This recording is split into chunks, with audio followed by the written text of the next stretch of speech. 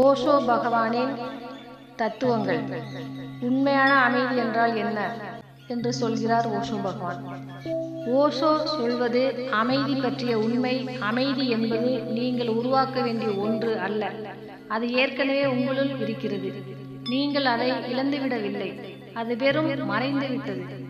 எண்ணங்கள், கவலைகள், முடிவில்லாத மன ஓட்டத்தின் கீழ் மனம் எப்போதும் செயல்படுகிறது.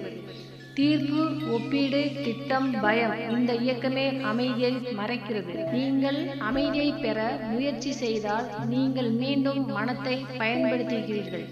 அதனால் அமைதி கிடைக்காது, மேலும் குழப்பம் மட்டும் உருவாகும். ஓஷோவின் வழி மிகவும் எளிது. எதையும் மாற்ற வேண்டாம், எதையும் கட்டுப்படுத்த வேண்டாம். உங்கள் எண்ணங்களை சும்மா கவனியுங்கள், தலையிடாதீர்கள். நல்லது கெட்டது என்று சொல்லாதீர்கள். பிடிக்காத எண்ணத்தையும் தள்ளாதீர்கள், பார்த்து கொண்டே இருங்கள்.